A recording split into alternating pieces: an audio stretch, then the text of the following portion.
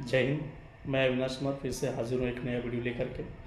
और दोस्तों, हम बताना चाहते हैं कि देश में अगर इतनी बड़ी घटना ना होती तो हमारे देश में लगभग 99% लोग जो है ये समझ नहीं पाते और आज तक ये जान नहीं पाए थे कि इतनी बड़ी तादाद में पाकिस्तानी बच्चे और पाकिस्तानी बहुएं यहाँ पर आ रही हैं। इतनी बड़ी तादाद में ये देश के संसाधन में बहुत बड़ा घात है और देश के सिक्योरिटी के लिहाज से ये बहुत बड़ी चूक है।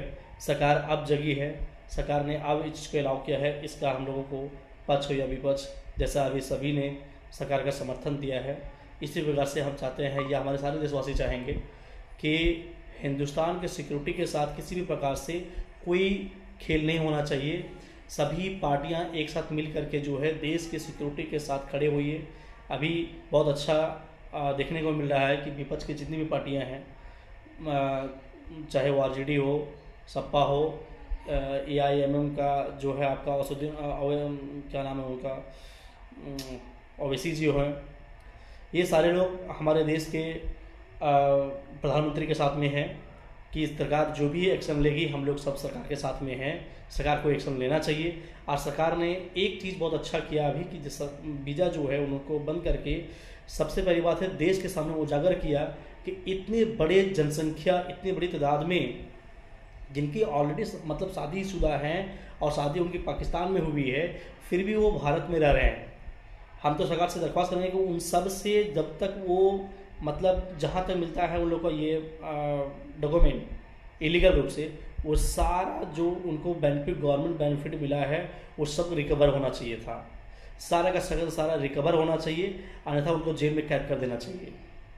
और नहीं तो अभी से उनको जिस प्रकार से पाकिस्तान भेजा जा रहा है, उनको वहाँ रहने, उनको हमेशा के लिए इंडिया के लिए बैन कर देना चाहिए। इस प्रकार का धोखाधड़ी करके वो सरकार या देश में नहीं रह सकते हैं।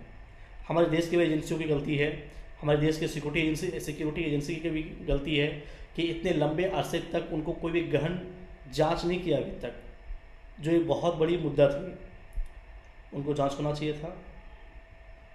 खैर, देर आए दुरुस्त आए, सरकार जगी है अब, और अब जो है इस चीज़ों को ध्यान में रख करके काम कर रही है। बहुत अच्छी बात है, ध्यान रखें। आगे हम लोग इसी संदर्भ में एक अभी वीडियो क्लिप हम लगा रहे हैं, इसी में आप उसको देखें और देख करके विचार करें कि हमारे देश के साथ कितनी बड़ी जो है खेला हो रहा है, कितने बड़े लोग जो हैं ये आकर के यहाँ पर सिक्योरिटी को चैलेंज दे रहे हैं। सरकार के नाक के नीचे रह करके सरकार को मतलब जो है चैलेंज दे रहे हैं, ये बहुत बड़ी बात है।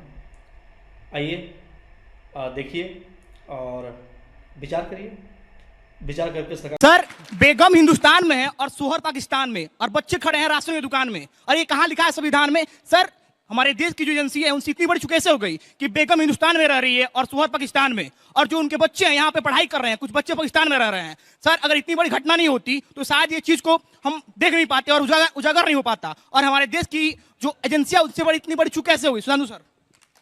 बिल्कुल, इन्होंने सही बात कही है। अब जब वीजा कैंसिल हुए सख्ती के साथ, तो एक नई चीज समझ में आई है कि सरहद के इस पार मोहब्बत के कितने गुल खिले हुए हैं इस देश के अंदर। तो मेरे विचार से अब चुन चुन कर थोड़ा उनको भी ध्यान रखने की जरूरत है। बिल्कुल सही बात है, बहुत सी बातें जानकारी में नहीं थी। अरे सुधांशु जी, उनका वोटर कार्ड है, मतलब वो लड़का जो है जिसकी हमने स्टोरी ब्लैक एंड व्हाइट में चलाई, उसका वोटर आई कार्ड है। सही बात आपने कही, इसीलिए तो हमने कहा था एनआरसी कराओ, दूध का दूध पानी का पानी हो जाएगा। क्या बताएं, राजनीति